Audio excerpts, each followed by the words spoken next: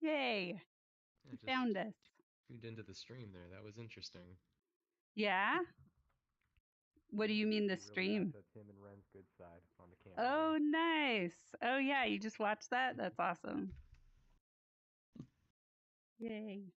Let me get out of the ground here. Yeah, we're going to do another stream right now if we get enough people. How are you doing, Mary? This will be fun. Mm-hmm. I'm doing well. Yeah? Yeah. I'm actually trying to pull up a conversation I had with someone recently about white lies. Ooh, nice. Doing your research. I'm going to do a little, actually, I should do the rainbow one. A little pathway up here for those that are wandering the world, lost as can be.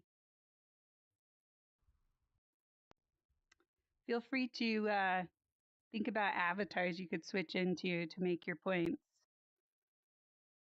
One way to.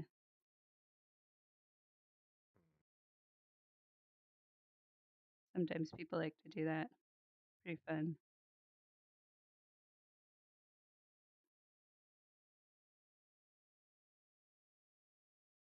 All right. What'd you say? Change into avatars that fit your perspective on this. I think I can actually Yeah. work with that. Yeah, exactly. This is a way to kind of make it a little more playful. Pretty fun. Okay. Let's see here. But we need at least one more person if we're gonna do this today. So hopefully somebody shows up the next 5 here. I believe Hakano will be joining us, but I'll need to Nice. see about that. He's another Fireside staff member. Oh yeah. I think I got a text from him.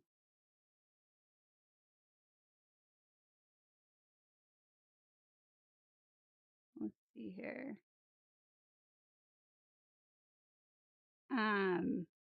Yeah, so we can get the intro started. I know you both are plotting your answers.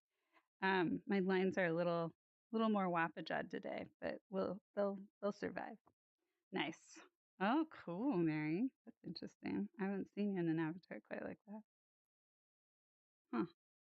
Huh. So this is street epistemology, and whether or not we're going to continue with today, we can still introduce this for people who are interested in coming and trying this out. Basically, we go through these different levels of these questions. So we're going to start out with the first one. This is a place where we get to practice. We start out on neutral. And the encouragement here is to try to pick a stance that you wouldn't necessarily normally argue. The goal here is not to get everybody on one line, but to actually have a variety of lines that are lining up. Nice. Got a shrimp. And so the exercise is to represent the different perspectives, not necessarily choose the right one, but choose one that helps us empathize and grow from multiple directions. And so, that being said, assume that the opinions and values that are being expressed here today do not reflect the actual people present. This is not about being accurate to your beliefs, it's about practicing the spectrum. So we will start out on neutral for each question, and then I'll say 3, 2, 1, move. And then everybody will pick the line that they would like to speak from. Yeah, nice. The shrimp is already on neutral. But we do need 3 or more people to do this. So we'll see. We've got about 4 minutes left before it's the kind of cutoff time. And I will just put a little note up on BridgeMakers on this. Carl's trying to load in, but his video chat isn't playing ball at the moment. Oh, okay. So Carl's coming too. That's awesome. Yay. So in the meantime, maybe we'll just get to know our newbie here. Tell us a little bit about you, Vandal. How's it going? It's going well. Actually, speaking of that, Ren might be joining us, but Oh, cool. Uh, yeah. I guess I'm stepping away from Fireside at the moment, so I'm not technically staff, but I've been staff Oh, with them for about a year now. wow. That's lovely. Uh, What helped you have clarity to step away? really just trying to get my head on straight. There's a lot going on in my personal life right now that Yeah. requires my attention, and No. Fireside was taking a lot of I Yeah. guess a lot of agency from me. And in order to Right. be a better host and in order to be a better friend, I think it was better for everybody if I just kind of took a little distance. But easing back into it. Yeah. That's But it's so important to know when to step back. And that's really lovely to hear No, no. that value how's it of going? human first as being preserved Good, there. good. Hello. Yes, nice to see you again, Hakuno. We've got a Nice whole to see you. fireside group frequenting us here lately. It's really lovely. Hakuno led the was it conspiracy conversation or controversy? What was the name of the Yeah, the Controversial? controversial. controversial event? Yeah, where we all just talked Yeah. about kind of things we don't normally think about, but do require a question Yeah. prompt, such as like, is poly really real? And Yeah, I actually think that I was at the last one you were at. oh, That nice. Hakuna was hosting. Oh, I Those remember are a lot that. of fun. Yeah. Those are probably my favorite to host. Oh, that's so cool. Mm. Yay. Cool. Hakuna does Well, good work with them too. So I know. Such a good facilitator. Very understated. Yay. Mm. Okay. Do we have everybody here on desktop, or is anybody in headset? Sometimes. I'm on desktop basically. Nice. Yeah. Cool. yeah, I'm also on desktop here. I'm just letting my That's stuff charge awesome. up. Didn't plug it in last night. Oh, that's okay. Yeah, it's funny sometimes when I'm in an event with 10 desktops and I'm just like, if I just held my Yeah. hands down, then I would fit like everybody else. Yeah, I'd be on VR like my right index controller died on and playing VR with just one controller is super. Oh, that's rough. Yeah, that's definitely rough. Yeah. Well, Yeah. I'm So I glad we're could be in full body and stuff, but yeah, I just only have one. yeah. Yeah, I'm glad we're here in whatever form is true. And I have to learn how to facilitate events on desktop. I've never done that before, so that'll be a good challenge for me soon. Um, okay, because I feel like I always want my peripheral vision and I'm paying attention to like how my body feels in the presence of other people's bodies. But when people aren't actually embodied, then I don't need to do that. So yeah, cool. The Okay, gesticulation is important. I understand. it can be, yeah, yeah. So we're gonna jump in here. I think we've got a bare minimum, but we have enough to get this going. So if y'all hop onto neutral, oh yay, we've got Ren too, blazing in on Hello. fire. Welcome. Nice. Okay. So Ren, I think you Forgot I was saw starting this last week, but I'll just go over the steps one more time, which is everybody getting on the neutral line to begin. We're going to start with the first question, or the first statement, which is reading is outdated. The goal to participate in this experience is not to choose the answer necessarily that you actually believe. It's to represent a spectrum of perspectives. And so I'm going to say 3, 2, 1, and whatever line you do decide to go on. Wow, fiery eyes, I like it. Whatever line you do decide to go on, just hold that line. Don't tell anybody that you don't believe what you're saying. This is a practice of representing the spectrum of events. Hey, Carl made it. And so it's about stretching into the things we don't necessarily always want to represent, but giving space for those voices, even if they're not our own. And so we'll see how these different statements are going to get us on our spectrums. So everybody hop onto neutral, which most people are. Ren, I think you are on mildly disagree. My lines are not the straightest today. Welcome, Carl. Is it just me, or are you possibly on a wrong mic? I don't know. Uh-oh. Is my mic weird? It's Not a little nice. like background noisy, but Okay, let Sounds me fine to see me. here. Okay, how about Sounds good. this? Even Is this do. better? Testing, Yeah. testing, 1, 2, 3. It's the same. Oh, I think That's it's the just same. the distance that they're at. Yeah. oh, okay. Is it just kind of Talk. faint? Testing, testing, 1, 2, 3. Maybe, but honestly, I think you sound worse than you normally do. But Yeah, you're so. I'm in my headphones because my regular headset wasn't working before, so that's why. Okay. So it definitely is going to sound Fair enough. different, but yeah, I couldn't get Yeah. my headset was It's not legible. cooperating today, so hopefully it's legible. I don't know what it sounds like. I figured Um, I'd pick a fire avatar considering the yeah, side we've got today. fireside, like it. Yeah, I'm sure Carl has a burning clown or something. We're gonna group into fire avatars. Okay, so the statement is reading is outdated. Before I say 3, 2, 1, move, are there any questions or does anybody need more time to know what line they're going to pick? I think I'm good. Okay, all right. So 3, 2, 1, move.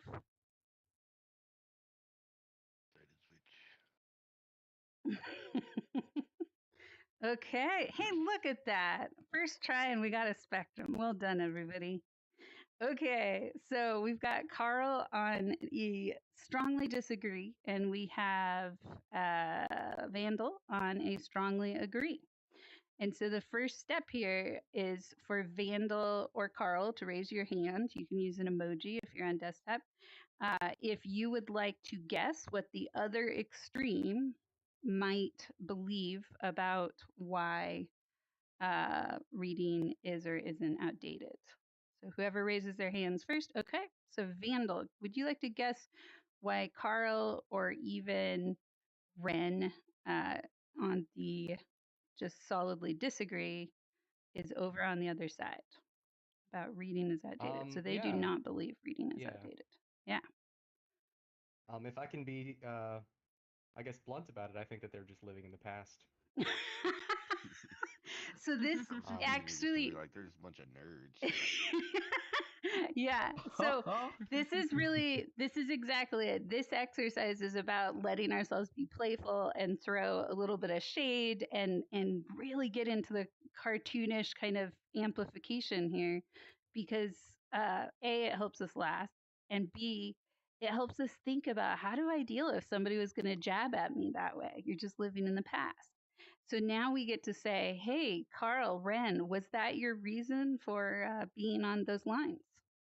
And I can guess your answers. Did they get it? No. No. Okay, exactly. All right. So, Vandal, would you like to try again? Why do you think they're over there? I think maybe because they're afraid of progress, to be honest with you. I think that maybe they just like doing things the hard way. Yeah. And so there's a doubling down on throwing shade there. And do you genuinely think that that is their reasoning, that they chose those lines because of that? Because if not, this is where you can actually try to put on their shoes. Why would you choose that line?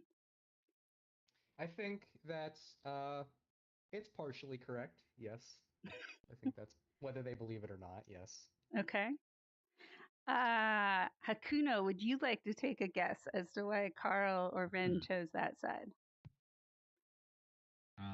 For me, my guess would probably just be because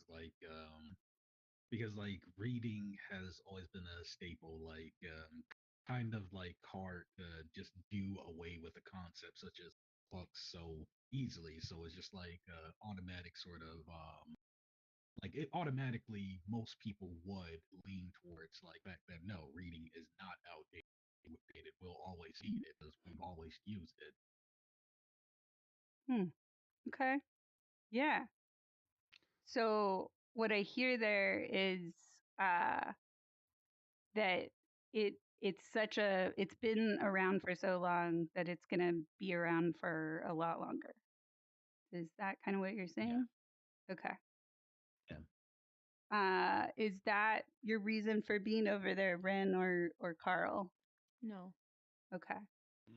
I'd say yes, but I'll slightly, like, you kind of kept it to just books there, but I would kind of say like it's ubiquitous and a basic human skill that's not just applicable to books. Okay. So yeah, kind of yes, but broadly more so even than you said. It's about the muscle of reading and kind of taking time Yeah, to yeah. sit with something. Okay. Is that your answer, Ren? Or is there more? No, I was kind of not necessarily just limiting it to books, but just the entire um uh what is like the method Principle? or format Mm-hmm. of reading and using text in that way. Mm. I feel like it's an art. I feel like it's um, something to be appreciated and something that can be used in a way that not any like it's unique in the way that it's used, I think. Mm. Yeah, so it's more Okay. just like an appreciation of it. Yeah. It can't be Like I said, stuck outdated in the because it's past. too valuable. Okay. So, Carl, would you like to take a guess as to why Vandal's so on fire over here about your side? Why do they pick, they strongly agree that reading is outdated? I guess kind of maybe somewhat the opposite of what I was saying, where it is like a basic skill that everyone gets, but then that's good enough, and reading beyond that is kind of, you know, like you said, living in the past, frivolous, just watch a movie, Mm-hmm. play a video game. Mm-hmm. There's other ways to gather information than reading. Yeah. Okay. Is that why you chose your side, Vandal? Not really, no, but Okay. We'll a hold little on to bit, that. maybe. Yeah. Yeah. So there's some overlap. What about you, Hakuno? Is this why you chose slightly agree? Yeah, I would say that. I do feel like there's some like with the progression of like how we express like storytelling, different things like in our media now, like yeah, like maybe there could be like a little more shift to less reading and more of Mm-hmm. like under just like more like a consumption of more visually based things. Okay. That you think that reading maybe doesn't offer enough value, and there's other mediums to offer more value. Yeah, Okay. yeah. Cool. All right. Uh, let's see. Ren or Carl, would you like to take another guess as why Vandal is on strongly agree? Reading is outdated. I was thinking like kind of touching on what Hakuno just said, with the like just getting value in it. Like there's a difference in values. So for Vandal, maybe there's a value in efficiency and Mm. quickness and all that. So Mm-hmm. you can Yeah. consume a lot more information by seeing it or stuff like that. That Mm-hmm. isn't reading. Other multimedia can be more efficient. Yeah. Yeah. Is that your reasoning, Vandal? I'm not going to use the term read me like an open book, but you certainly heard me like an open podcast there. Nice. That was clever. Okay. So both sides have spoken their perspectives. And now we're going to find out if anybody has been swayed on their lines. And so I'm going to say 3, 2, 1, move. And then you will get to move if you want to or stay on your line. All right. So 3, 2, 1, move. You are all stubborn people. Look at that. The future is now. I haven't even spoken yet. Yeah. So, Mary, why did you choose mildly disagree with this? So on the subject of efficiency, I think there's a difference between consuming information and producing information. Mm-hmm. And when it comes to consuming information, yeah, like multimedia it gives you more. But when it comes to when you're on the opposite end and you have to create this information, it's a lot harder to do that. It takes a lot more work. So if there's like something time critical, then I think reading is probably the better choice. I see. Yeah. So just for the sake of how to digest it and how it kind of incorporates, reading is a better option sometimes. The ability to create the text is much more accessible to produce the information in the first place. Interesting. Okay. Versus doing a whole video on something, basically. Exactly. Okay. Gotcha. Wow. Well, so many perspectives here. It's interesting that nobody moved. I think that's one of the first times I've ever had nobody move. So you're all very solid on your statements. All right. Are there any aha moments or learnings from this that can be briefly shared? Well, I have a question. Yeah. It's something I've been curious about through that's kind of just related to the question, but not like so much on the actual disagreement. But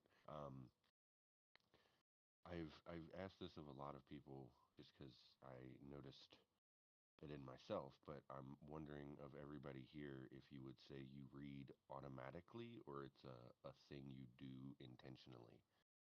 Like if I am driving past a billboard and I just glance, like those words fly through my head without me trying to read it, you know? Hmm.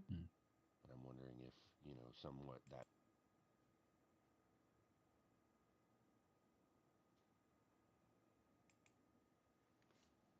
Mm-hmm. Hmm.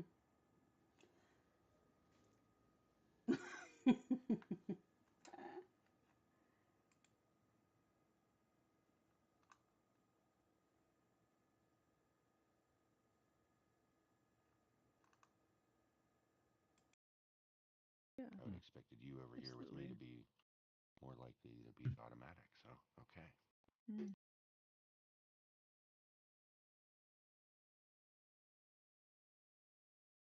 Reading an article online. Doesn't Well, that no, kind no, of I mean validate more that it so is when outdated, No, though? like yeah, when you look like at the words, do you automaticness read of it. them? Yeah. Or do you just see the words and then have to choose to read them? Oh, wow. Hmm. Yeah. And I've heard I quite think a that lot of comes people with like say like they mindfulness don't though. read automatically. Yeah, even Rin Yeah, just said. but yeah, if you practice mindfulness or increase your if you are a very mindful person, like things do become more and more intentional, I think. Hmm. So, I don't because necessarily you're agree with taking the that. time. Hmm. Interesting. I have another question. Okay. So how many of you have changed your language when, like, either in your operating system or in your browser or in a game, you just change the language, written language, so that you don't actually understand any of the text? And if anyone who has tried that, how well does that work for you? To like I've not only have the done it text to there to. try to learn, like I know a little French, so I put Pokemon in French. Yeah, Like I've not done exactly. it to make it ineligible unintentionally, no. You're just Yeah, no, practicing, kind I've of never done. gentle Like, absorbing. Okay. Yeah, yeah, it's like like listening to music or watching shows. Mm-hmm. yeah, yeah, like Yeah. me personally, like I know like Japanese and stuff, and yeah, I wouldn't say like I ever like intentionally changed something like to Japanese so I won't understand something. It'll just be more like If it's just practice. Yeah. yeah, Huh. if there's Okay. a show you really like, how do you share that with your friends? How do you tell them about it? Huh. In what way? Um, well, the way I think about it, like if it's on a website or whatever, um, you you you'd relay the name of the show to check if they know what it is, and that's technically reading. I now, wouldn't now be that Mary's getting concrete. into I the would say that that's nitty gritty. Yeah, no, I love it. yeah. Because This isn't a debate. technically, So you all read this. I was waiting for somebody to make that argument. Actually, technically, you all read this, so it's not completely outdated. But um, Right. Yeah, No, that was part of the reason I was here. I could go for days on why I'm I'm sure. here. I mean, I'm sure. Yes. Yeah. Lovely. I don't think that it's as concrete as that either, though. Nice. you read that sign, right? Read my I'm Okay. mail. curious. So we're gonna pause on this semi mock debate, and we're gonna move to our number two, which is white lies are bad. So everybody hop on neutral, Okay. and feel free to change avatars if you have one that really embodies the argument you're going to pick. Um, so when I say three, two, one, move, you're gonna move to the line that fits for you on agreeing or disagreeing with this. All right. Three, two, one, move.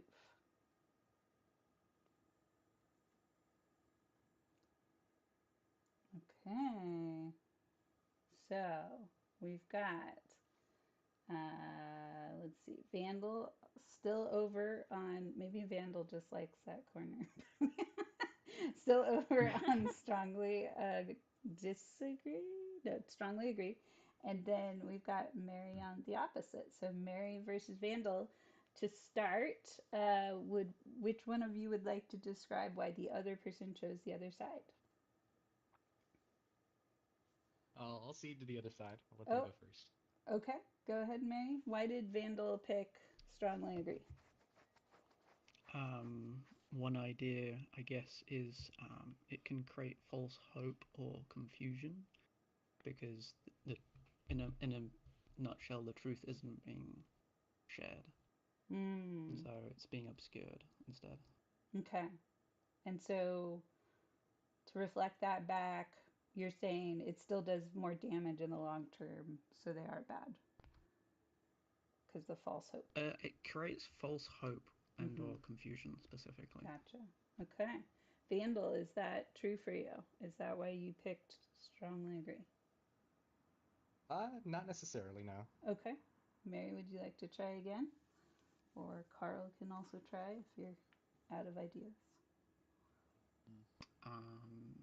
It could be used as a form of deception or um, is it passive aggressive behavior Mm, to there you go. Yeah, could be passive aggressive. I'm also realizing, Ren, you're not on a line. Which line did you pick? Oh shit. Are you on? Neutral. Oh, okay. Ideally, you try to pick a line that isn't neutral, but sometimes people stay there, and that's okay. It just usually means you're just gonna stay in the middle. I can Nice. go here. Okay. Okay. Thank you for swaying one direction or the other. Okay. So Vandal, was that your truth? That it's wait, now I forgot it. Say it again, May. deception or passive aggressive? Yeah. Is it passive Oh, aggressive? actually, That's why let's you're go over here. there. Oh, okay. You're with Mm, Sorry. not necessarily, no. Yeah. Carl. Okay. So Vandal, why did you pick strongly agree? White lies are bad. I think it's inefficient. I think that you're trying to relay information. If there's a conclusion you need to get to, you really shouldn't be dancing around it. So you're just delaying the inevitable at that point. Okay. Like if you have to put up a mistruth to redirect somebody in a different direction, you're just kind of making more work for everybody. Mm-hmm. Doesn't really matter what it is. Gotcha. It isn't the cleanest way to go about communication. Exactly. Okay. And Vandal, why do you think Mary picked agree or disagree? White lies are not bad, according to Mary. Maybe because in some cases you're not always going to need to give the whole truth, and it's not necessary to do so. In some cases, it Mm. might even be more harmful to give the whole truth. Um, So, there's a lot of reasons for it, but I think maybe it could be generally a goodwill option at the core of it. so lies by omission basically can sometimes be Exactly. okay. Okay, got it. Is that your reasoning, Mary? It's quite general. I have a specific scenario in mind. I'm trying to think if it completely fulfills that or not. Hmm. Okay. Carl, I think you raised your hand over there. Were you wanting to help Vandal Yeah, out? just as kind of a affirmation that was pretty much why Ah, I'm where I am. okay. Yeah, me too. Oh, okay. The efficiency of it, the idea, not everybody needs to know everything, and Yeah. sometimes you're better served by, I mean, a white lie, Yeah. by its nature, that should be something that isn't Yeah. impactful. Well, and I think part of what this illustrates is the context of what is a white lie, right?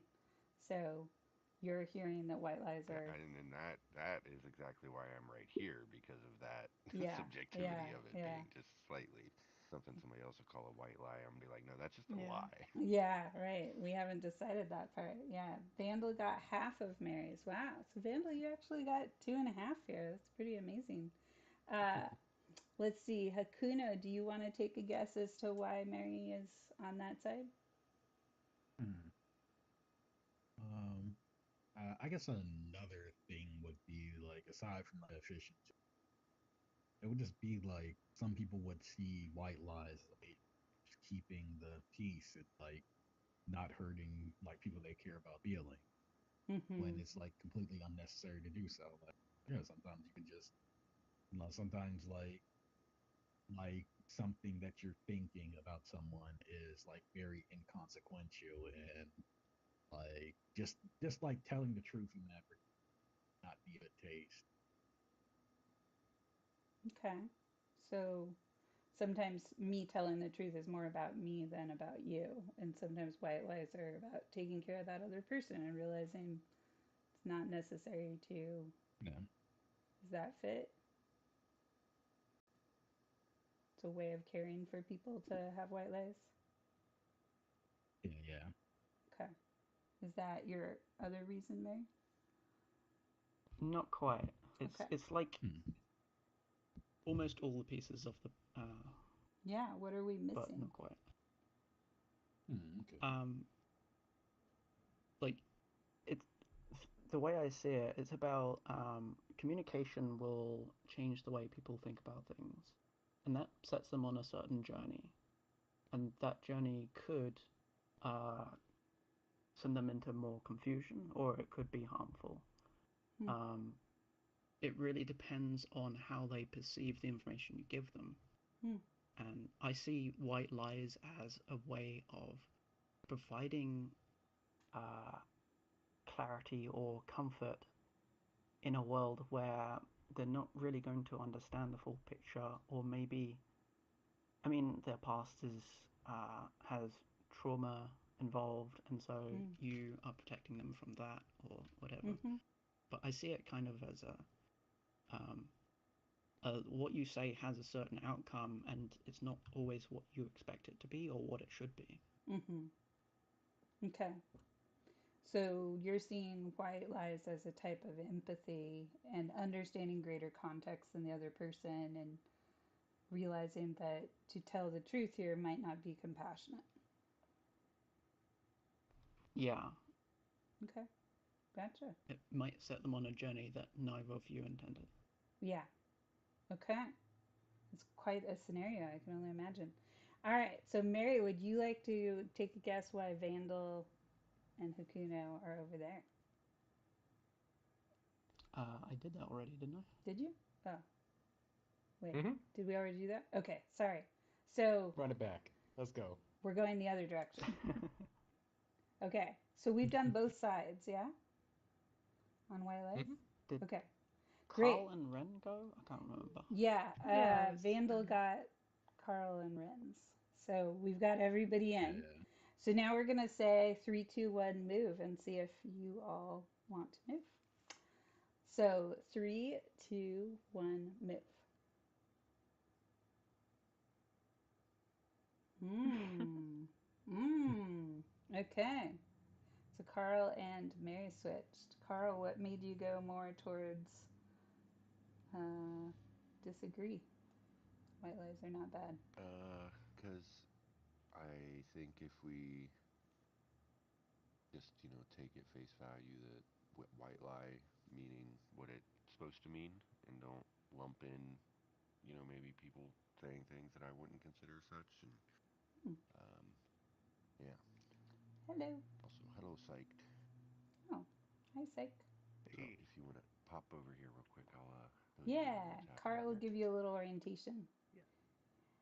Okay, yeah. So, and then Mary, why did you move closer to the middle? Um, Let me just remind myself. Something Vandal said about it's kind of beating around the bush Mm, is a way of looking at it that I hadn't thought about before. So mm-hmm. Yeah, the efficiency. There's a value there. Nice. And then the rest of you didn't move. This is the most anchored group I've probably ever had. Cool. Okay, well, now we're going to move into the meat of it. This next one is where we get serious and we get really real at a whole other level, and we talk about the hard thing that doesn't have easy answers. And so maybe we'll give it one more minute while Carl's talking to their friend over there. But I do want to point out one thing in my semi trick statement of white lies are bad. I just want to note this for our viewing audience, so to speak, and for everybody here. That was a little bit of a trick statement because technically white lies are part of an ideology of white supremacy. So white lies can imply that, you know, a preference towards whiteness. So the white list, the white lies, um, there's other statements with white in it that create this kind of symbology in our languaging that has just permeated all of our different structures, but can be microaggressive. And so, I uh, really like that you brought that up. oh, yay. Yeah, it's important that we Yeah. notice these places where we're participating in ideologies that exclude. And if anybody had wanted to jump in and facilitate this, I would have actually like absolutely jumped on white lies are bad just because I got lost at the word white. I get very wary of statements like that. Um, and I think underneath that, if we found a different name for that, um, what we're trying to say is what is the value of being tactful, of being diplomatic, and how does that look when we're in complicated situations and having to communicate our needs to each other? Um, and so, timing of how we deliver and what we say does matter, and it can feel both on the inside and outside manipulative. And so, recognizing there's complexity, and sometimes we're going to get it wrong as to how much somebody would even want to know. Like, what's the opposite of a white lie?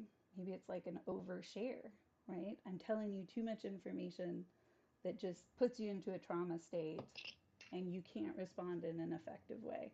But I told the truth, right?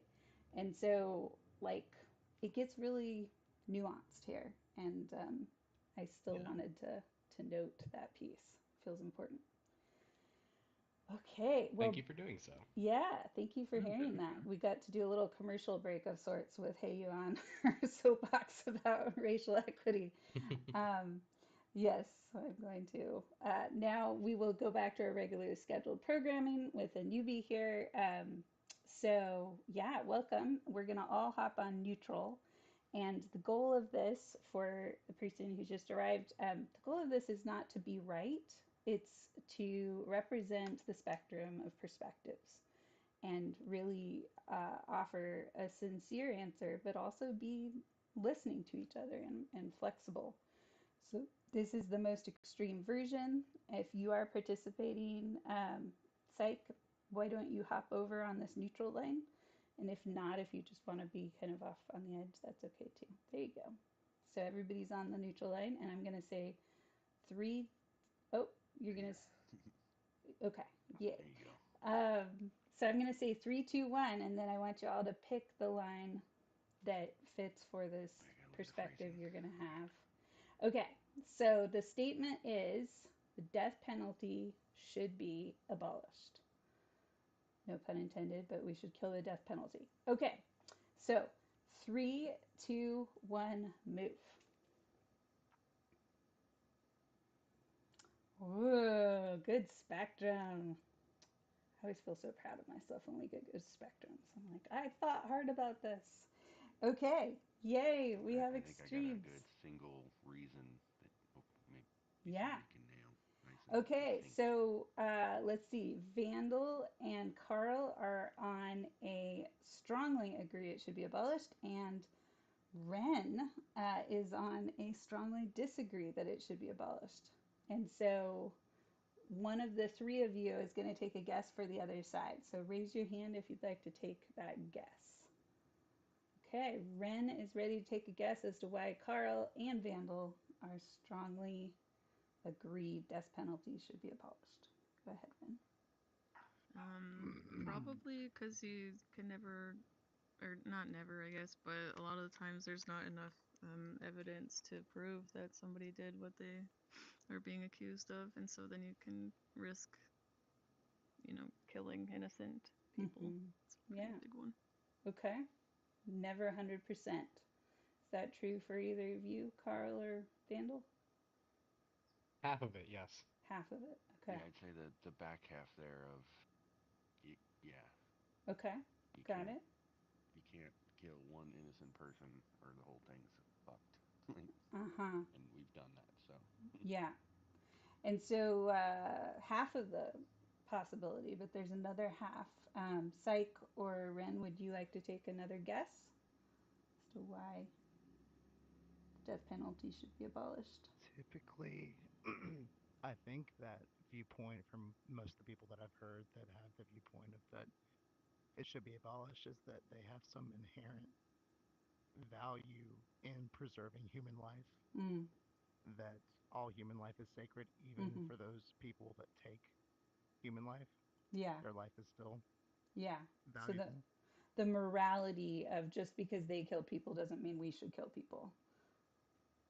Okay. Did that fit for Carl or Vandal? Partially different explanation, but the core is the same, I guess. Okay. What about you, Carl?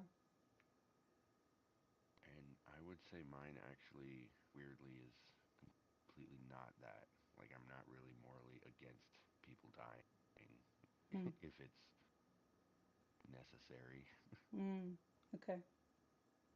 Yeah. So we didn't quite get it. So Carl and Vandal, do you want to explain your answer better if we didn't hear you or Well, figure out? in mine, really, the back half of that was pretty much my whole answer. If we can't guarantee we never kill an innocent person, then the Mm-hmm. system doesn't work. Mm-hmm. Yeah. Gotcha. And we won't be able to ever guarantee, so therefore it should be abolished. Okay. Right. Unless Minority Report happens, but then Minority Report happens. So. No, did you? I Yeah, was gonna say, did yeah, you watch that yeah, movie? I know. It's like, yeah, how minority is the Cameo. minority? I know. So Vandal, so you felt like people got your side of it, yeah? Part of it. Really, my whole point would argue down to that it's a synthetic equalizer. Like, there, I don't believe is anybody that has the right to exercise control over somebody's infinity, to be quite simple. Like, Mm, doesn't matter what they did, no human really has the right to snuff out another person. There's no real judicial justification for that. yeah, You can do it, but I don't feel like it's a fair exercise of justice. yeah, gotcha. Okay, thank you. Do you, either of you would like to take a guess as to Ren saying strongly disagree or Psych Uh, also over here? yeah, I think the argument would boil down to some people just deserve it. Okay. Some people just do things that just cannot be allowed to reassimilate into society. Some people are monsters. Um, Hmm. and you respond in kind to that, I feel would be a justification a lot of people go for with the death penalty. Rightfully so in some arguments, but yeah. Fire with fire. Does it work? Is that your arguments? Ren or Psych? Half of it, yeah. Okay. Okay. I think that people that um abuse children or pedophiles that are actually out there abusing children, yeah, that's Hmm. that's something that I would genuinely vote for, or even animals as well. Like, and I feel like that Hmm. those kinds of things, they don't always have like a well, who did it kind of thing. Like the the victim knows who did it. So they're, yeah, I think those people aren't, they can get therapy or whatever, but I really feel like everybody is living in a safer world if they just weren't in it. Okay.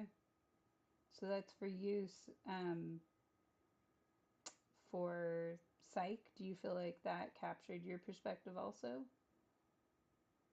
Generally speaking, yeah, I do think to Carl's point, if there is an absolute way to know that the offender, say if there was a murder that occurred in cold blood just for the sake of murder, I think if there was an absolute way to know that, that kind of encompasses my justification for this, uh, not that his stance isn't, um, possible to be played out. But I'm just saying, in the cases where you absolutely know for certain this was a murder done in cold blood, it's going to murder again. There is no justification, no reason, no, romantic, whatever the term is. No Crime of passion. emotional reason or anything like that. Then I think it's completely justified. Okay. Because then you're just paying for them to rot in a jail cell anyway. They're not going to be productive members of society at that point. If they can't come back, then they should just be dead. Yeah, I mean, well, if they can't come back, what would be the point in releasing them anyway? What's the point in housing them just for them to take resources from the people who don't kill anybody? In the case of murder. So it's a waste of energy and resources to keep them alive. Okay. Gotcha. Also, it's just right to, in my opinion, it's just right to kill someone who kills someone unjustly for no reason. Okay. Gotcha. So before I say 3, 2, 1, move, because I think we've gotten both sides of it. Mary. Wait. Oh, There's still one more. I'm there's curious more. if they would think of it. Oh. I want one more reason. Mary? Okay. Yeah. You want to take another guess? Mary, do you want to take a guess as to why Ren is on this side along with psych?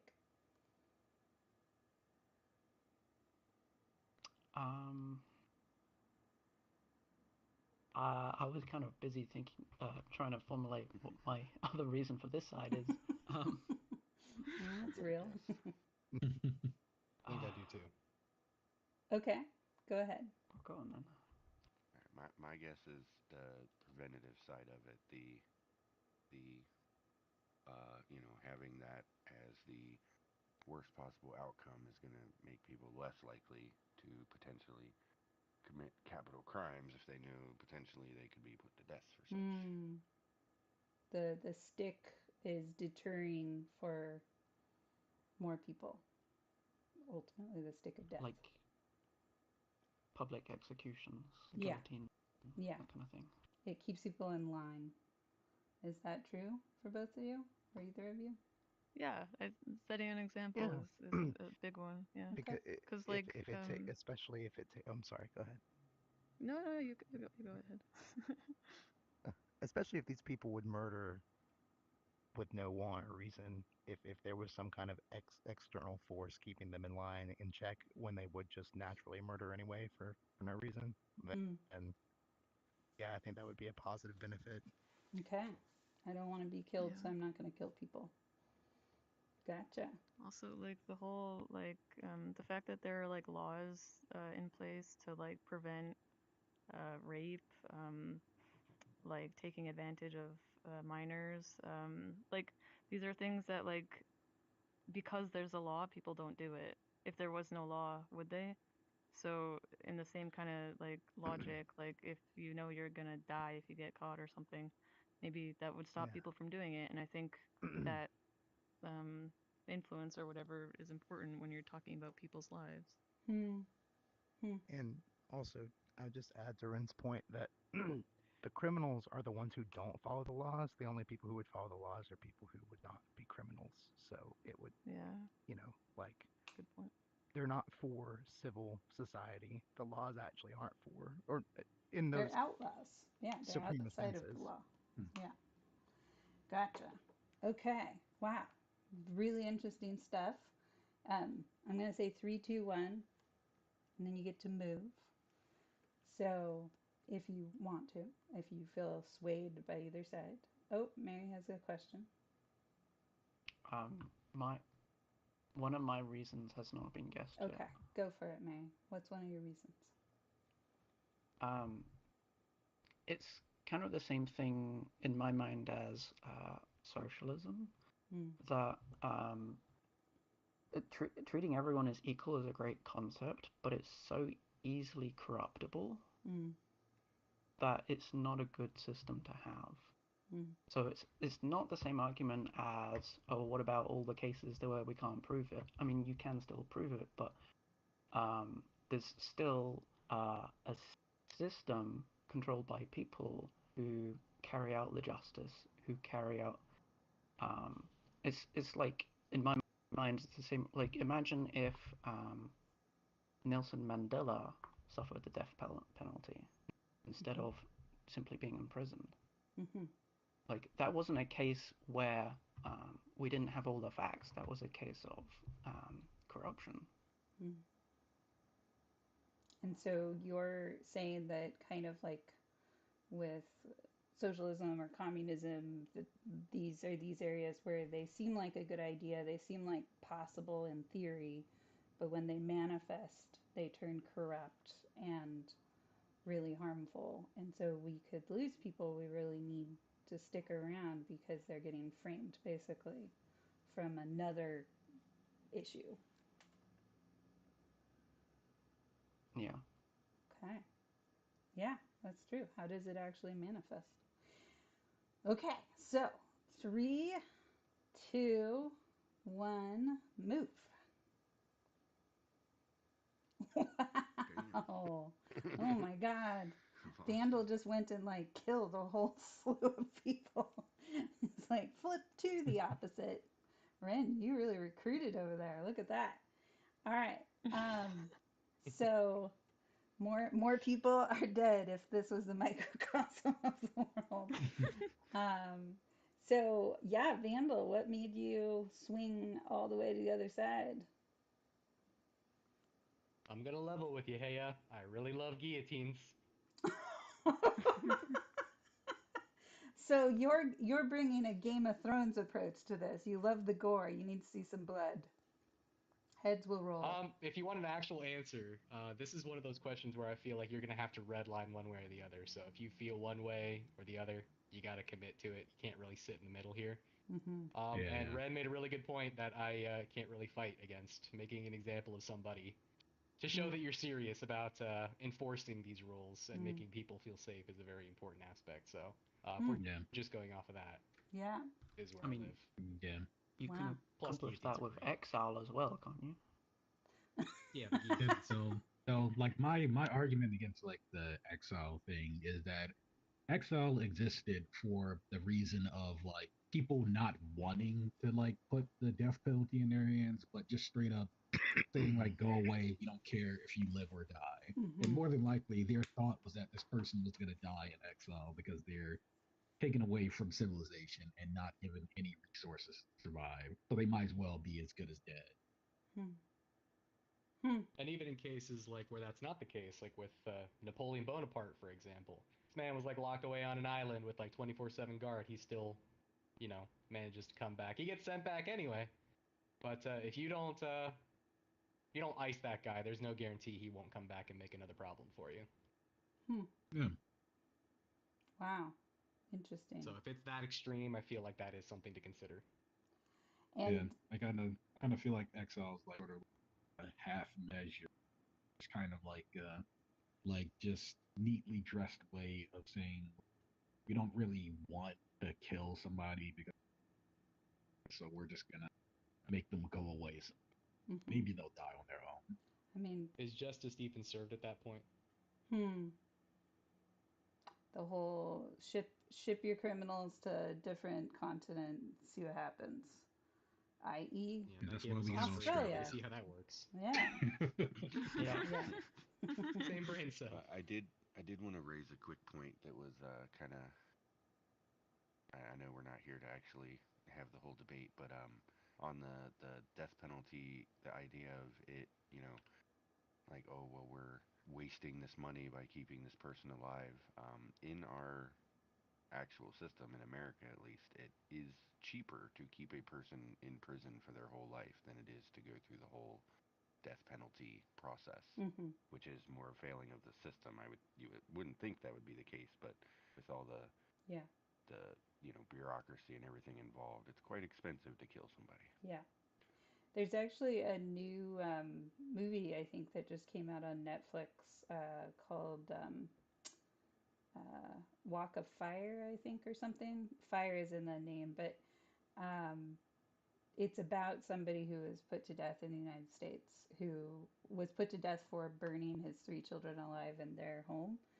And it turned out he had not done anything and it was an accident. But they only acknowledged that as a government after he had been executed. And it took, like, I don't know. Was that Trial by Fire? Trial by fire. There you go. Good memory. Yeah, really powerful, powerful film about that journey for his advocates and the people who uh, held on when everybody, I mean, that's just so clear cut for almost anybody. Instinctually, we hear a story like that and we're like, you should burn him alive. I mean, that's just horrific, right? And um, and so to really see the evidence and how it was uncovered that it was a complete accident and it was a group think situation where everybody needed a villain because they were so horrified by seeing children having died that they were able to pin this on him and he never did it.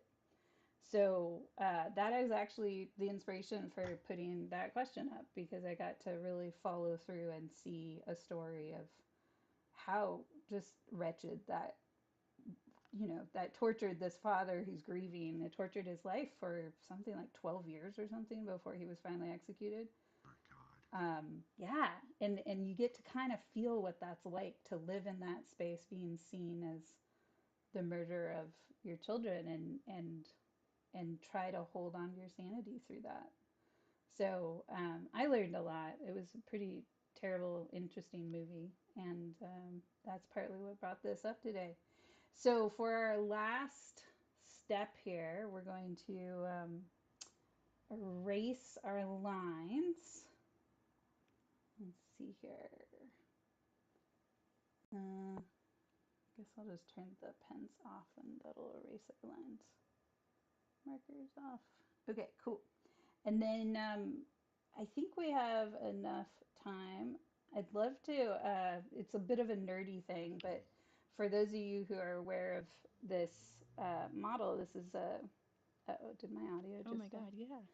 Yeah, so this is a model that I teach that explains conflict archetypes. And I'm always looking at conflicts of perspectives from this sheet here. Um, Actually, my audio feels like it's gone out. Can you all hear me still? Or Yes. no? Yeah. Okay, cool. Yeah, we can hear you. Yeah, so one of the things that I've been really fascinated about is this place of judgment when we're in scarcity. That judgment is both something that we do in our heads, but it's also a feeling. It's a feeling of righteousness and calling and certainty. And from a place of fear or scarcity, judgment can be a decision to separate, to split, to say somebody's good, somebody's bad. So black and white thinking combined with fear leads to these kind of extreme sorting processes in us.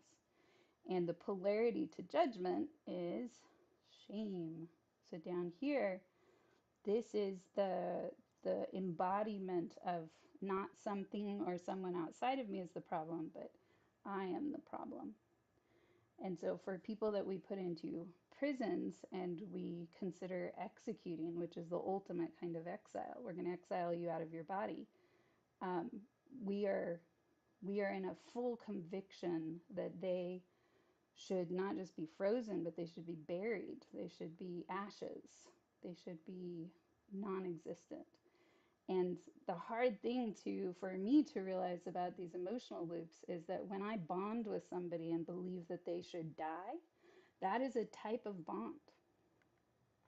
And I am now in that loop with that person, whether they die or not, that level of conviction also impacts me. It also burns me. Even though in the short term, certainty can kind of feel like a relief, like I'm protecting people, etc. In the long term, it also links me to somebody else, maybe that I don't want to be linked to.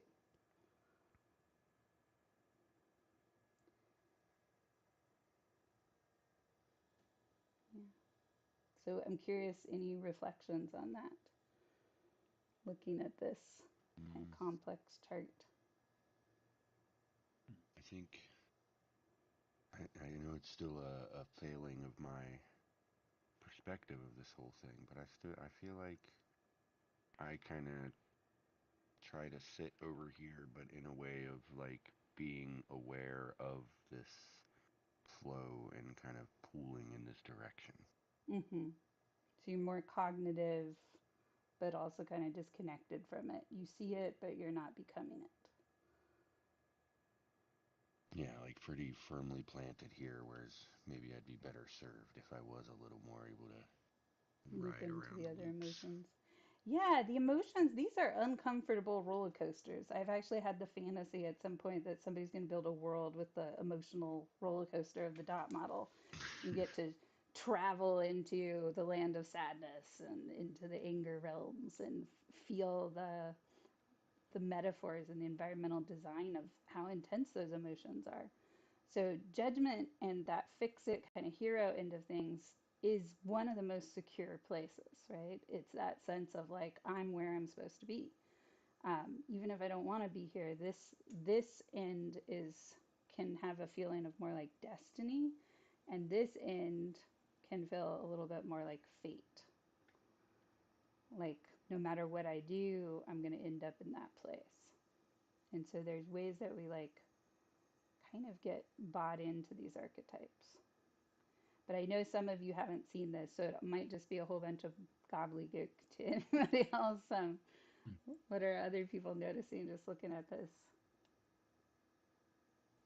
I think something that's interesting about this model was that, like, for people, when you act out of rage or Mm-hmm. whatever, it can make the receiver of your rage feel the opposite thing, Yeah. right? So if you're, yelling at someone, powering over someone, then Yeah. they will feel scared. Yeah. And it's the same thing for here. If you're judging someone and they feel judged, they're gonna They're feel going to go into shame. like, right. yeah. Yeah. So Exactly. it's an interesting thing. So, the in terms dad of interpersonal. in question from that movie, he demonstrated in his nonverbals, even though he was very much fighting and saying, I didn't kill my kids, he had been put in jail multiple times before then. He had done criminal acts. And so he had been conditioned to behave subserviently. And so then when he was accused of this, he he was overwhelmed by it and he did not know how to present himself as somebody who was innocent because he had already been in that role so much. And and so, yeah, how much do we trigger these kind of old trauma states out of each other and then get the validation from the behavior we're seeing to continue to judge people? Yeah. It goes the other way as well. Like, you can also apply this to attachment styles. Like if somebody is being very anxious all the time and nervous and micromanaging, it can make someone frustrated and Mm-hmm. avoid and Yeah. like goes into that. So it's Yeah. interesting how it works the other way around as well. Yeah. Yeah. Yeah. How do we recognize that like our emotions are connecting us to each other, even though this is the last moment ever that we want to believe that? Because when I'm irritated, I don't want to think my emotions are connected to the person who is irritating me. Like, no. Yeah. What about Vandal or Psych or Hakuno? Any thoughts for you? Yeah, I definitely feel like I kind of mostly tend to also now to think about it or You're Oh, you're breaking cutting up out a a little lot. bit. Yeah. oh, hold on.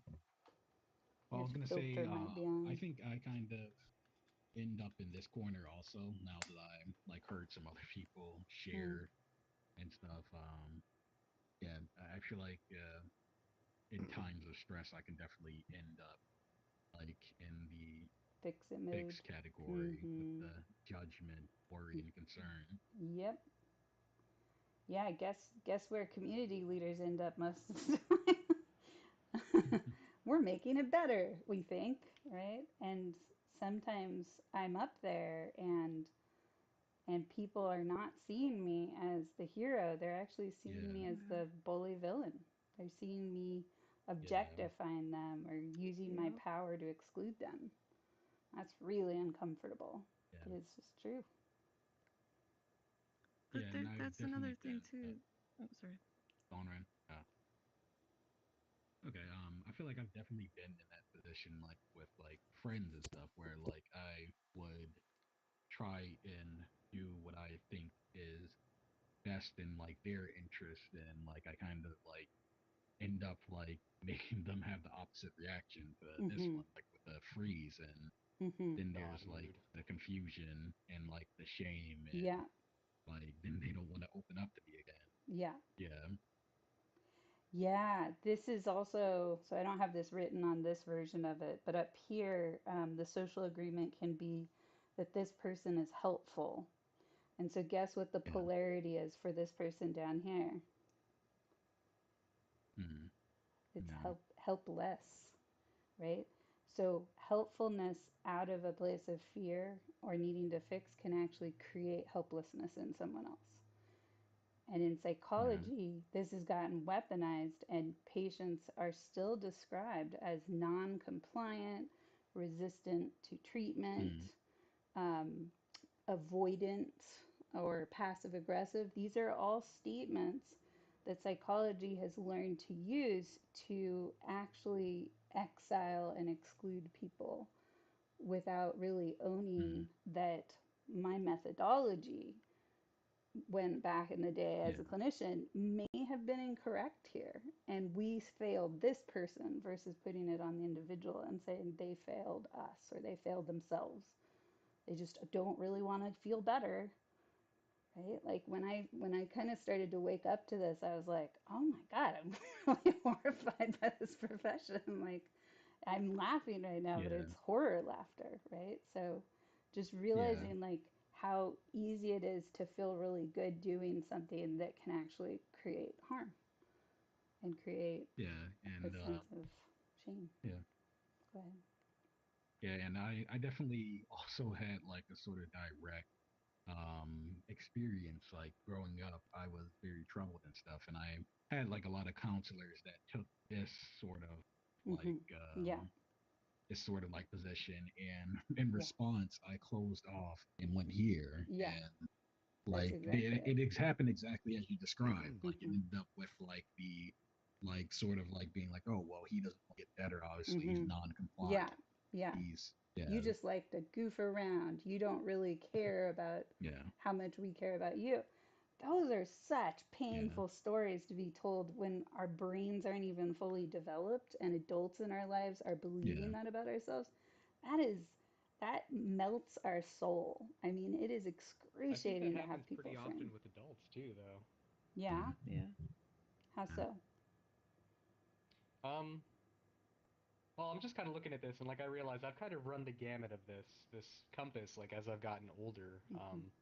I guess like when I first got conscious of how like this whole idea would work, I definitely started off like in this corner Mm-hmm. as I was younger.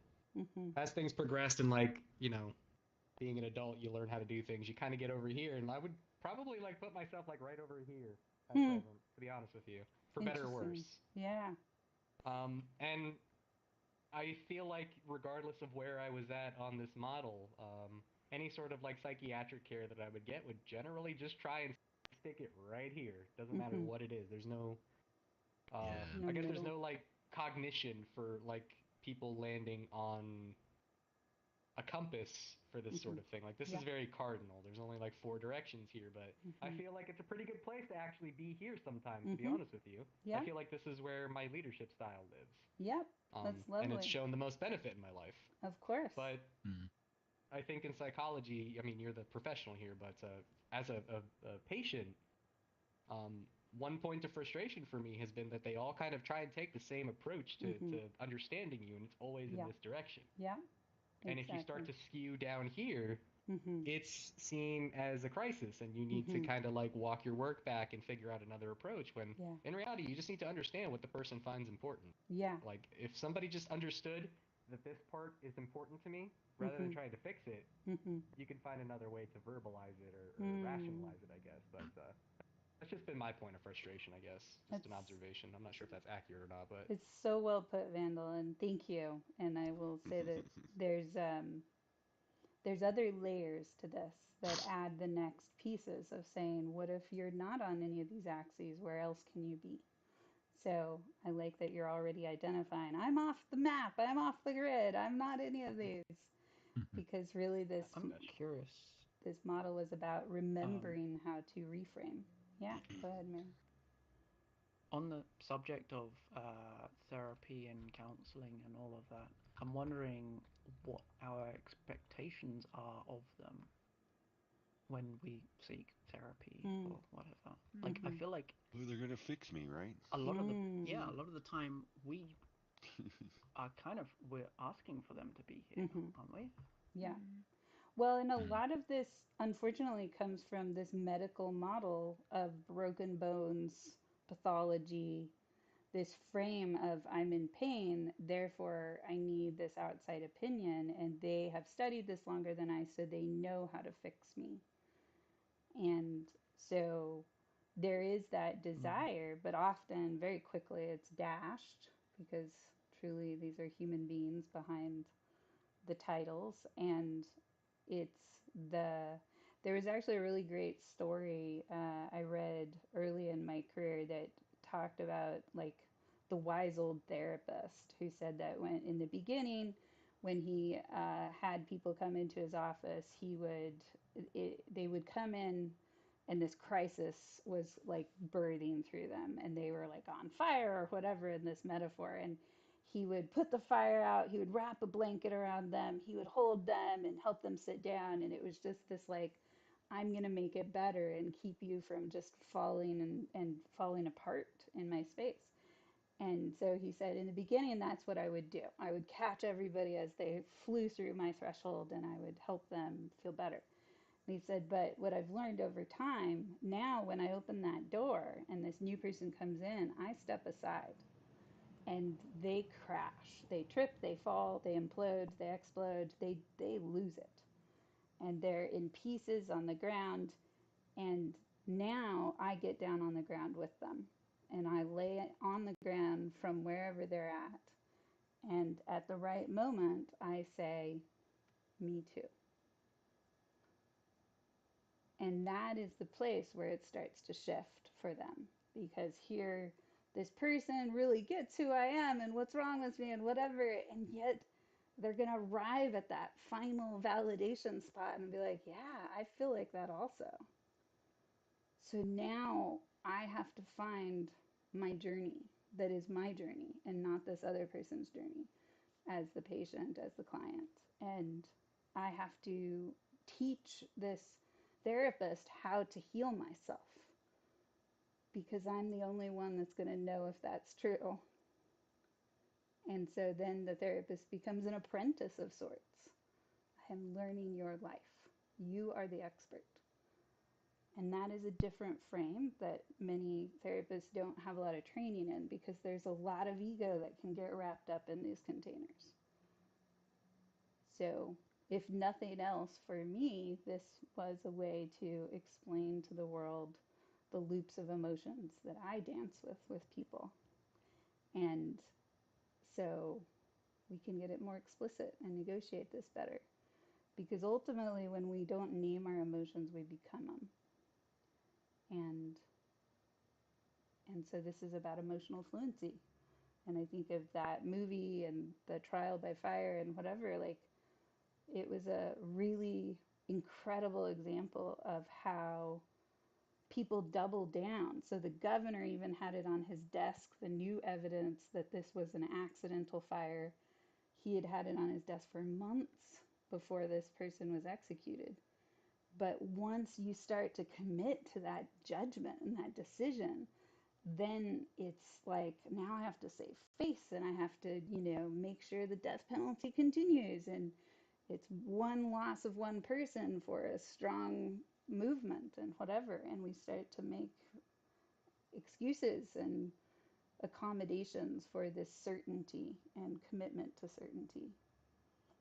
And so, yeah, I think about the emotions and what would it have been like if that governor had gone to emotional fluency training and learned that they were feeling shame and frozen and didn't know how to step in and do something different with somebody who is clearly innocent. So, yeah, thank you for looking at this with me. It's a really intense Yeah. example. I even think about like how the prison system is quite literally forcing people to be in a freeze response. It's almost like we're like, you didn't feel enough shame. We're just going to freeze you and see if that resets you with Yeah. the rhythms of the community. But we don't just freeze them, we freeze them in a place where it's crowded and people are fighting each other and they can't flight, they can't reset their nervous systems. And there's this continual body language and judgment on them that they are bad and wrong and don't deserve to be worthy in the world ever. And that's the opposite of rehabilitation. That is. Yeah, I've actually thought about Yeah. that like a lot myself. Like, especially in America, it's like kind of like culturally ingrained that people that are criminals are just like straight up scum, like dregs of society. Mm-hmm. You never want to be associated. And like there's like a very big focus on punishment, Mm-hmm. shame, Yeah. above everything else. Yeah. Yeah. It's like an eternal boot camp. Yeah. It's great. Yeah. Yeah. And then just to add to that, the recidivism rate is extremely high Yeah. for those prisoners that do get out after Exactly. years. Yeah. Yeah. Which, speaking of fire, there was an interview on The Daily Show recently, in the middle of the election, like just fallout as it happened. I think it was the week after that. They Mm. interviewed a firefighter, a leader of firefighters who are leading prisoners to fight the fires in California. And he used to be a prisoner himself. And um, they interviewed this man to like really understand, how are you helping people flip the script from being criminals to being heroes? How do you set that up? What Yeah. is your journey? And it was a striking example, I think, of that concept of, um, for the prisoners, the way he described it is, he said, this is a fighting fires that could kill you in flames is a vacation compared to what it's like to be in prison. This is an Yeah, that incredible. was Royal Ramey. That was a Yeah. really good interview. Yeah, yeah, really, really good interview, and it's very touching when we think about the elements. So often I think of this side is Yeah. fire, this side is more like water, this is a little bit more like air, and this is more like earth down here. And so the Mm. elements of how do we constructively use our fire to help and heal. Cool. Well, Yeah. we don't have to stare at the sticker forever. We could probably do many, many days on this, but I wanted to just see if this resonated with people as far as understanding the death penalty and why we go here as a society. This doesn't just happen inside of us, it happens at a macro level. Yeah. A thought popped in mind about the death penalty. I suddenly associated it with, I don't know if any of you have watched The Good Place. Mm-hmm. Oh my God. Oh Yeah, yeah. Yeah. love it. Favorite show. That, like, I just suddenly, like, something clicked, and, like, the bad place is like the death penalty. Mm-hmm. Yeah. Hmm. Also, the I think they bad place. talked about Yeah. that actually in the show. Yeah. It also Right, reminds me yeah. some way of the state of social VR without conscious community building. The bad place is this vast people for pleasure, and Usually I hear many. the bad place described as the black cat, but that's Yeah, a good way to put it exactly, too. right? But think about the archetype of the black cat, right? So the black cat is the shamed one, is the targeted one, is the one who, It sure is. right? And so here they have embodied just kind of like a regular bar, but especially the old design of the Black Cat, it was very disembodying the space. There was no stars outside. You couldn't see anything. I think you can't see anything anymore, but still, but I think there's more spaces you can go and get away from the space. But before it was just this very enclosed, um, concentrated space where I've heard it said by one of the creators that they created it for chaos.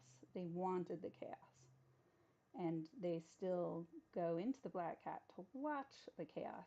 It gives them pleasure to see the chaos. So that's a striking admission by somebody I trust to have Well, they shared that. certainly did a great job. Yeah, it worked, right? But this is I think where that's kind of beautiful, though. they're harnessing conflict, right?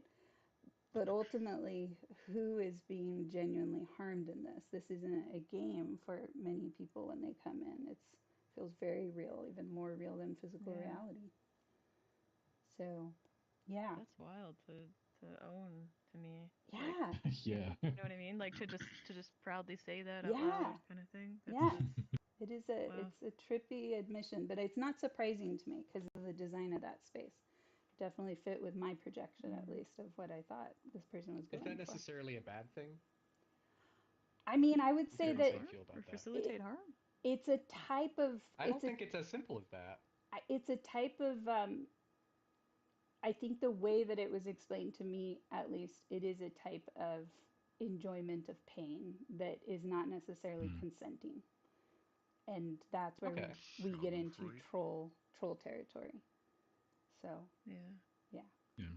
But on that same Yeah. vein, Like like, it's isn't the whole point of VR chat to be able to like police your own immersion into this sort of thing?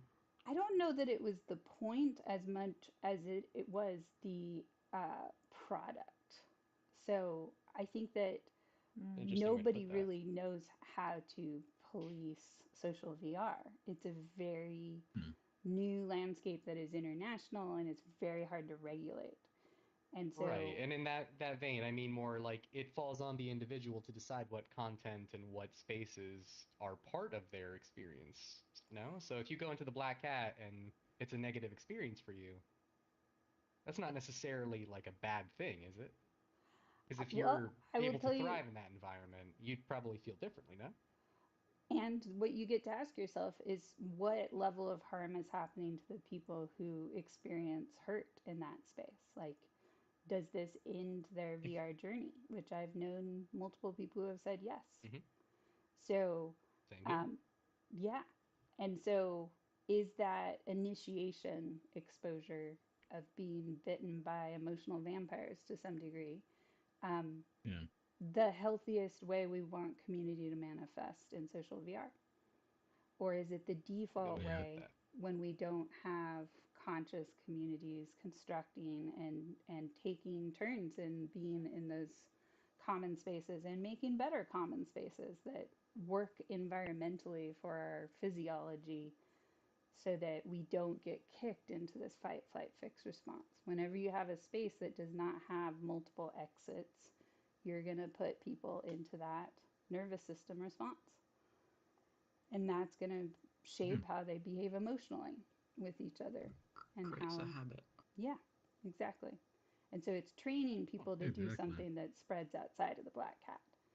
And Mhm. um, That's a good way to put Yeah. that. I didn't consider that. yeah, yeah, Yeah. Because it's tough. personally, I've seen that firsthand. Like, I've been in public instances where, like, there's plenty of people that just sort of like see like that sort of chaos as just a given in VR chat and would just be like an overall nuisance. Hmm. And like their sort of like justification is like, oh well, just a game, like It's move just a off me game. and Yeah. Yeah, stuff. And very common.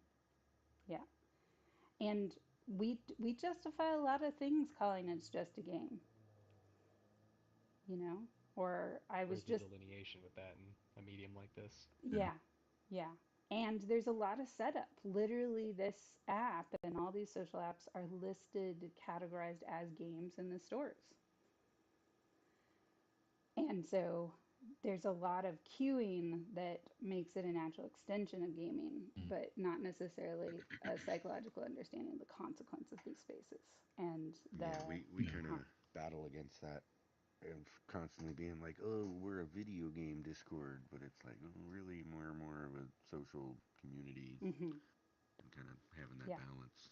How do Mm-hmm. we take ownership as if this is, I think when we say IRL, it's a way we minimize the reality of virtual reality.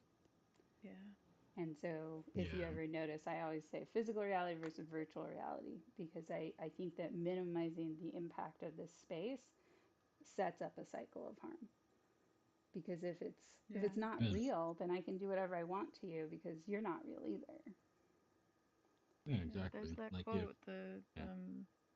give a man a mask and he'll show you his true colors. And Yeah. Hmm. like that really applies to VR chat. I hadn't heard that. Well, Yeah. and I think that's really tragic though that that applies here, right?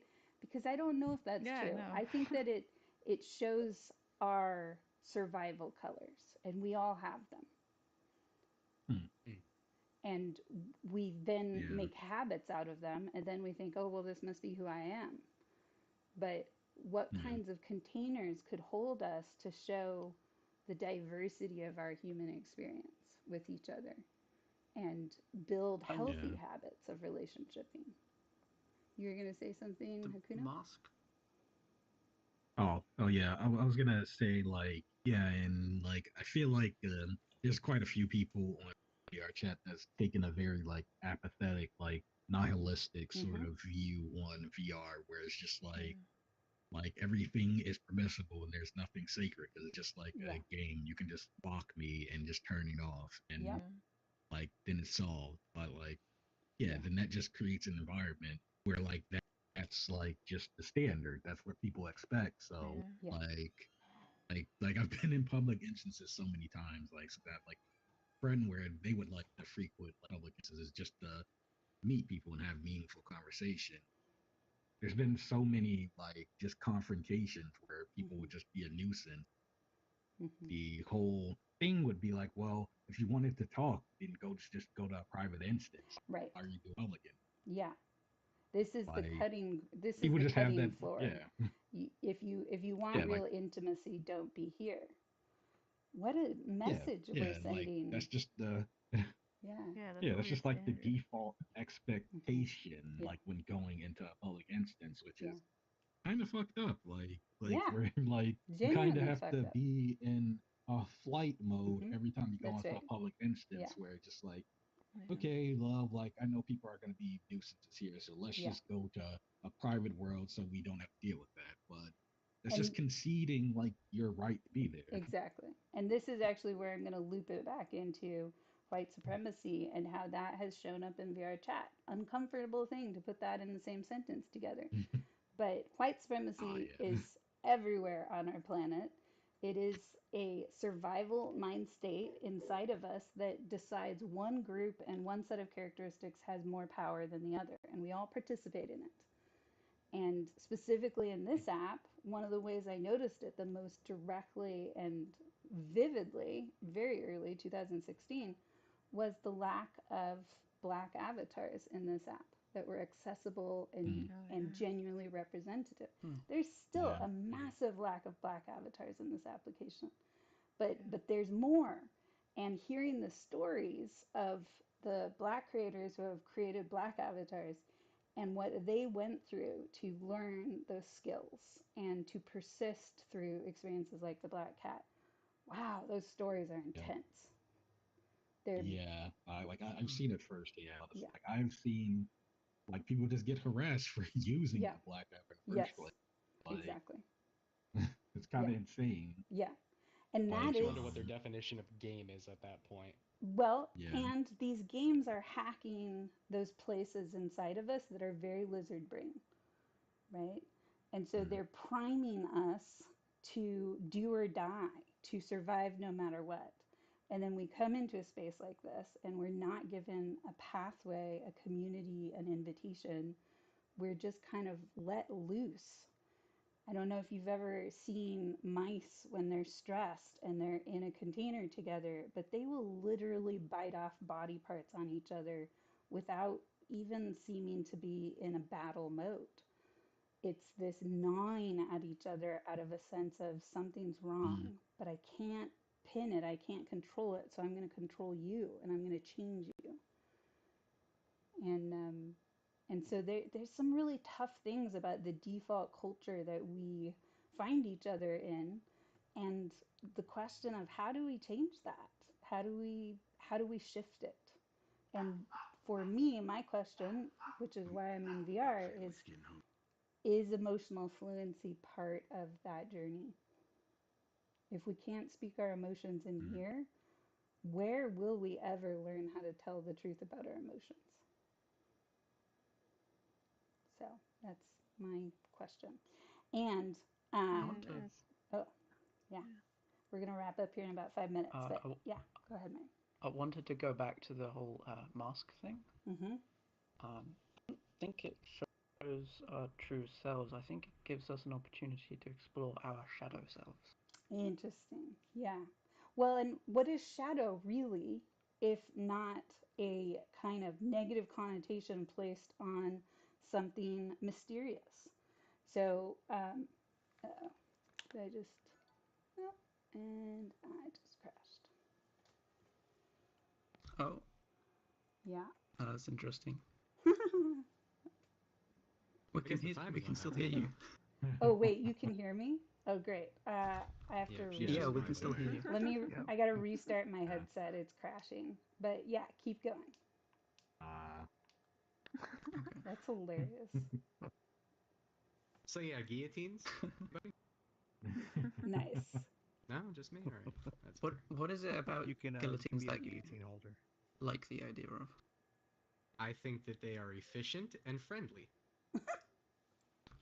Friendly in what sense? I think that that is a personal journey you will need to They take go care of the on. non-friendlies. Yeah, they're friendly in that they lower the number of non-friendlies, you know? Hmm. I think that's a friend to me, at least. It's interesting. It's very, very. So, do you colorful see a and- friend as someone who fixes problems? That's interesting. Until they're at the guillotine. Wow. Off Because with their heads. the guillotine is kind of like right here. I agree. Yeah. It might also be over here. It Could also be like anywhere, really. Could be scared of the person that you kill. No. I think you That's guys true. are putting too much thought into the humble guillotine. The It humble simply works. guillotine. That's tried and Wow. true. Well, That's It is wild. for the people. Huh. Well, I think there actually was a lot of thought put into the guillotine. Like, there's a reason why the blade edge is angled. It's humane. I'll give it that. The Jacobins were onto something. so It's at least As quick. far as trigger warning yeah, for what it I'm is about to quick. say, which is actually understanding of suicidality as a mirror to this argument, right? So when people use firearms to try to kill themselves, they shoot themselves in the head. They don't shoot themselves in the heart. But it is much more possible to survive a head wound than a heart wound. And so, to Sure is. me, what that tells me is that we are a cognitive bias society, and we believe that our identity of who we are is up here. And so, guillotines is participating in that to some degree, off with their heads. We believe if we Off take the the head, self. yeah, and we're not recognizing the fullness of our identity and our presence and where we live. You know, there's more and more evidence that heart cells also have a lot of neurological qualities to them, as in they're like neurons, and gut cells also, and our emotions. And so, Well, that's the same way with. Oh, I'm sorry. oh no, go ahead, say. No, I was going to say that's. I can't think of the term, and maybe you remember it, but back in the 19 was it 19 30. When did they start drilling into people's Oh, skulls? yeah, the When did they stop lobotomies, that? right? Yeah. So I'm going to Lobotomy. calm Lobotomy. Yeah. you down by taking away your frontal lobe, which is just basically making you unable to express the emotions you're feeling, but you're still feeling them all. You're just a God, lot so quieter crazy. about it, Yeah. right? Uh, And and God. for people that are overwhelmed and funding doesn't go to mental health and whatever, this felt like a cure. Quiet those hysterical wives down, etc. So we So have this, for interest in accuracy, yeah. that's trephination, and putting a spike through a hole in the head and stirring up the brain, that's a lobotomy. Mm. But they would cut a hole in the head to relieve pressure or whatever. Yeah, That's a separate trephinning. thing. Right. Oh, were you referring to trephination versus the lobotomy?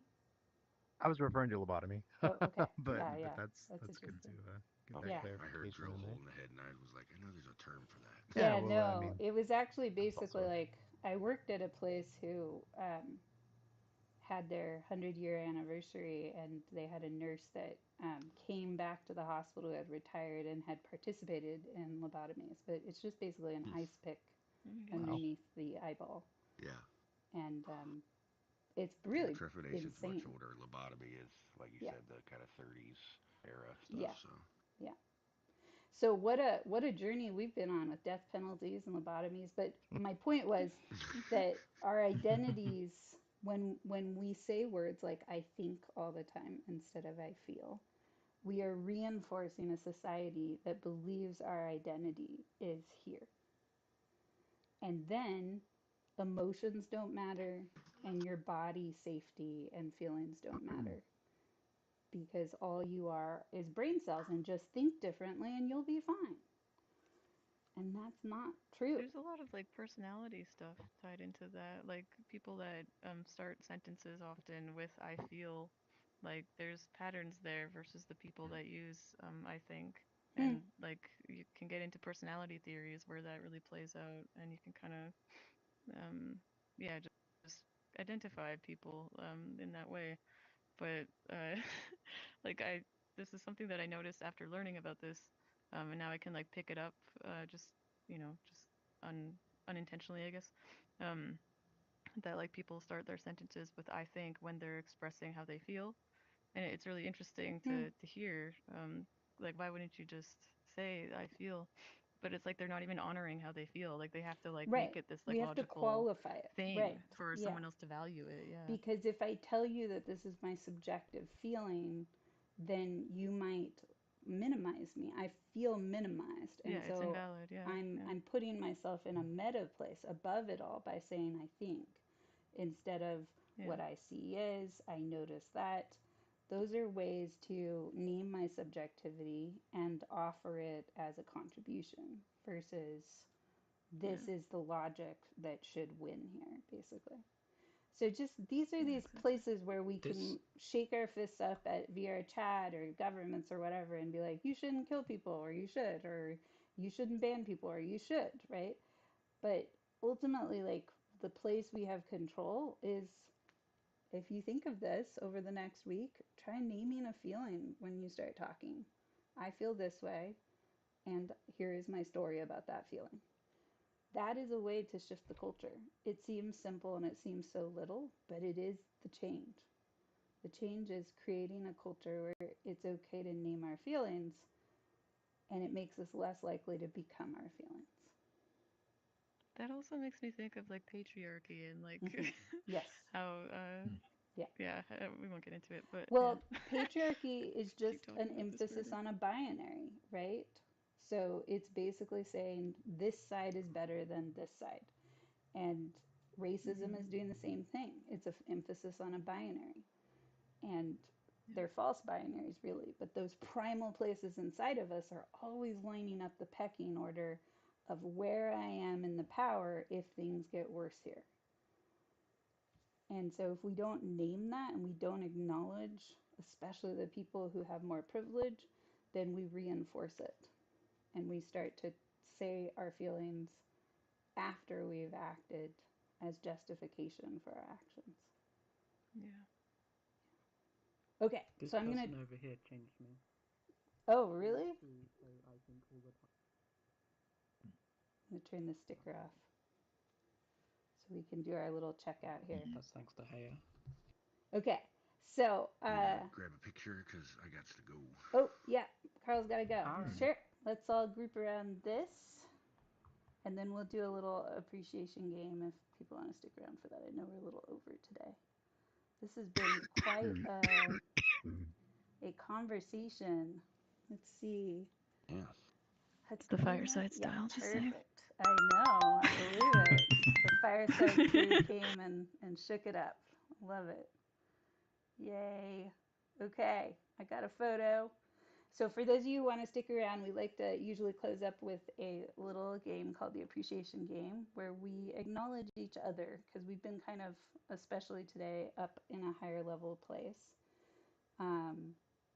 And so, oops, this is a place where And we get to, I'm gonna appreciate yeah, Psyched real quick before I leave nice. for jumping Carl's in and starting rolling it. with it and being a great Oh, participant. And now I'm leaving. Bye bye. yay. Thanks, Carl. Bye, Carl. Bye. Okay, so psyched, you're the newest person here, but you're getting initiated into this. So basically, you just caught an invisible ball that Carl didn't have time to say. Do you feel it in your hands? It's right here. Yes. And this ball is the appreciation ball, and you get to throw it to somebody else present who would be nice. And Mary likes to bring out an actual emoji ball. Um, you get to throw it to somebody who is least expecting it from you and would be most surprised to receive that appreciation. And it can be something as simple as I like your avatar, or I like that thing you said, or I like how you listen. It doesn't have to be very soulful, but it's out of acknowledging that we're always paying attention to each other. And this is a way to give some of that back to each other and say, you grew me. So you can pick anyone here and throw that ball, and they're Okay. going to catch it, and then you give them the appreciation. Carl kind of rushed did that. All right. Yeah. Mary Vio, I'm gonna give it to Mary, you. you caught the ball. Oh I my goodness. appreciate your I'll say in a respectful way, out of the box commentary for some of the topics that we're discussing that kind of broadened the discussion in places that I didn't think it was going to go, but ended Nice. up coloring more of the conversation. Yeah, lovely. So yeah. Thank Good you. job. Thank you, Sake. Alright. I'm gonna have to ask for a clarification on something. Mm. Ren, were you petting a cat earlier? Oh, yes, I still am. Yeah. Oh, you got the ball. Oh, So the appreciation ball goes to you. Aw.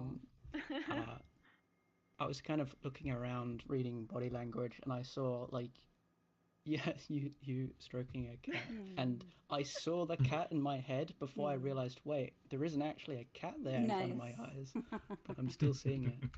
That's lovely. It kind of added a kind of chillness to the conversation Yeah. with that body language there. So, Lovely. Well, thank you. All right, you got the ball of yarn. Hey, I'm gonna throw it to you. What? Yeah. This is the kind of thing that I wouldn't know how to facilitate, and I wouldn't feel like I have the education to in the first place. And it's something that I wanted to find in VR chat that I had in Inner World, but I just didn't know where to go for it. And these kinds of discussions, especially after going to an event a few days ago where crosstalk was discouraged. Like I just really like when people are allowed to jump in and say their perspective or alternative ways of thinking. Like I feel like that's where growth comes, and like I feel like that's necessary. And if that's discouraged, then I'm going into the rage side of the wheel there. But yeah, I just really Lovely. appreciate that you facilitated that in the way that you did, and that you're here doing the work that you do. And this is the first event of yours that I've actually attended, and I'm getting a lot of value from it. So thank you. Thank you, Ren. Yeah, nice. That's the wrong emoji. For the burn. Oh, hearts. Yay. Well, thank you. And BridgeMakers is that's for your rage side. He gave you the so I think yeah, it's an honor to hold that, and there's many people with BridgeMakers that are helping make this possible. So grateful to everybody who continues to support this and find value in it and help us make it better and scalable, because right now it's not quite scaling yet. So Hmm. thank you. Okay, I'm going to throw this ball to. Oh, it's so hard to choose. Okay, I'm going to throw this to Vandal. Yay, you caught it Vandal with your caught it. jump. Yes, it's just resting in my head. There you go. Um, so, Vandal, I appreciate that you brought some shade today and really just like jumped right in. I think that we give each other, if I just tell people to be playful, that's kind of like weird. But when people just jump into play, it makes my heart shine a little bit more. So, thank you for being playful. Well, thank you for giving the opportunity too. That was a lot of Mm-hmm. fun. I really like this game. I've heard it called reverse Q&A before, but I watched Ah, the stream of the last one and I was really excited to jump in on this. So thank you for yay. having me. Of course. Thanks, Ren, for inviting us. Mm-hmm. Hakuno, you get the ball not Ooh, just because you're the last here's one, the but ball. because there are so many things about you I appreciate, and I'm not going to Hmm. like specify. You're just a cool dude. Yeah. Try Oh, thank picking you. Thank one maybe you. that Hakuno did today Hakuno, that really embodied what you saw today. the one of the things I respect the most about Hakuno, we run controversials together, and he's really the one person that I would always trust to do it, and Mm, he proved again today why. mm, There's just always a nuance to the conversation. There's always like a level of like, um, I guess, application of the self to his mm, answers that mm, does not feel um, external. I guess it just always feels mm. like he's kind of spinning it in a way that you know it went through every level of his brain. So Yeah. I'm just reminded of that today. Yeah, that's really Okay. interesting. Yeah, It's thank you. it's a way that like Hakuno makes it grounded, and so Hmm. it keeps it from being like Hakuno is the judge and deciding who's right and who's wrong. Hakuno is also processing this personally and learning as a student, Yeah. and that Hmm. keeps Precisely. people humble and in that curious place. Yeah, well done. So Okay. Hakuno, you have the ball. All right. You can offer an appreciation too if you're really burning with one, or you can take it home with you. It's up to you. I'm also gonna throw it to I believe I'm not sure how to pronounce it. Merivio. That's how you pronounce it. Marivio, you got it again, Yeah, right? yeah. Yeah. Woo. Yeah. I've actually like appreciated like how Eastside mentioned kind of gave like some like insights that like I wouldn't have thought of Mhm, like that like gave like a very sort of very like kind of like middle of the road like sort of like responses to like a lot of people's more like decisive responses to some of the prompts. mhm, And yeah, it kind of made me think, oh, like I didn't really think of it that way mhm. actually. That's another way to look at it. Yeah, and Yeah, I really appreciate it. deep thinkers. Yeah, Thank Mary's you. been practicing with us for a while and bringing better and better arguments.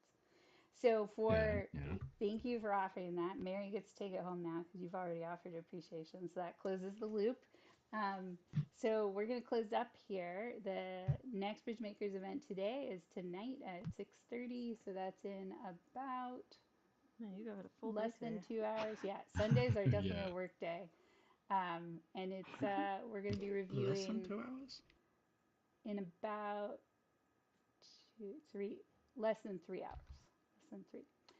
Hmm. Um, But Nice. yeah, we're going to be reviewing the show Sort of, which talks, it's a TV show about intersectional diversity. And we're almost at our season Hmm. finale. We've been going for 3 seasons. People join after not seeing all the other stuff, and they still find it a very compelling film. It's a 20-minute episode, and then we talk about what we learned from it and the characters afterwards. Um, and A then, lot, yeah, a lot of people join halfway through and still yeah, really, it's very rich. really It's one of loved the it. coolest TV shows I've ever seen, as far as like just so dynamic and good writing. So, Very efficient too. mm-hmm, 20 minutes, so much to talk about. So, yeah, that's today. And then, if you would like to see this event continue, please RSVP for next week and tell a friend about it. We would love to get this event in a form where it can be viral of sorts and become something many communities are doing. Because this is a skill set that we all need, which is when we feel that tension of me versus you, how do we create an array of perspectives out of the my side, your side? How do we see that there's many sides, not just two? So, telling a friend, bringing them, getting your own event started, those are all ways to contribute back to street epistemology. Okay, my friends, thank you, thank you. Please RSVP. Good night, and see you at the next event Thanks, if you're guys. coming. Yeah, Thanks. thanks for Okay, hosting. Good This night. was be well. great.